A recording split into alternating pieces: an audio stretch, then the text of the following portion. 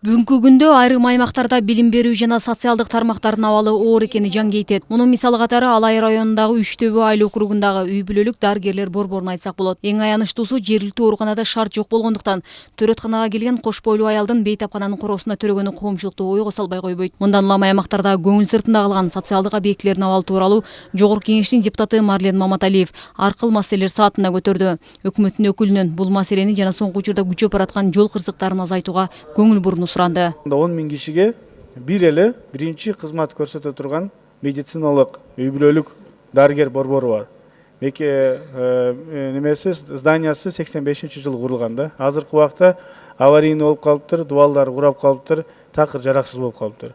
Мына кайгылуу окуялар болуп атат. Ошол жерде биздин энелерибиз имараттын ичинде эмес, ошо короосунда төрөп атыптыр да. Ашырбек Бойдонович, бул өтө коопсуздуу нерсе.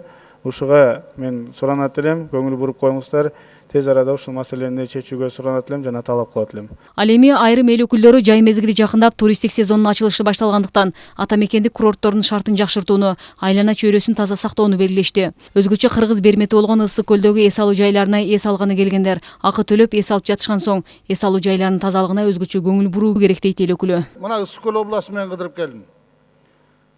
Дагы эле баягы какшап келаткан мусордун проблемасы. Качан чечебиз? Ашырбек Бойдонович, өкмөт качан бир мына көлдү сактайбыз дейбиз. Көлдү булгагандан башка эчтеке кылбай атабыз мына. Туристтер келсе акчасын алып сүйүнүп атабыз, бирок көлдүн тегерегиндеги инфраструктураны кылып жасабай атабыз да. Мусороперерабатуу иши жок. Мына канализацияны мына канча жылдан бери келе атабыз. Улам бир жерин мына баштадык деп капсул салып атабыз.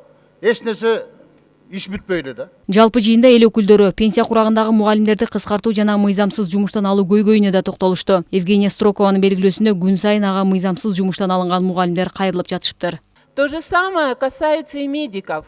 Медицина билим берүү тармагында көйгөйлөр окшош. Мугалимдер менен дарыгерлердин маянасын, алардын пенсияларын көтөрүү керек. Мага бул көйгөй менен педагогдор көп кайрылышууда. Аймактарда район акимдери социалдык маселелердин чечилүүсү Жогорку Кеңештин депутаттарынан көз карандешип, жашоочулардын көйгөйүн карабай жатышканын эл өкүлү Айда Касымалиева айтты. Мындан улам Өзгөн районунун Жалпакташ айыл өкмөтүнүн жашоочулары район акими Олжобой Осмоналиевдин ишине нааразы болуп жатышыптыр.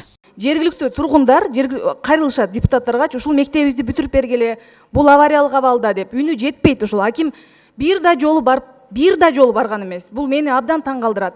Ошол эле Жалпакташта былтыр кырсык болгон Жалпакташта жергиликтүү тургундар абдан чоң нааразылыгын билдиришти. Аким Олжобай Осмоналиевке. Себеби дегенде, ал премьер-министр келгенде барат, же болбосо депутат келгенде барат дагы калган учурда кабар алып барып койбойт.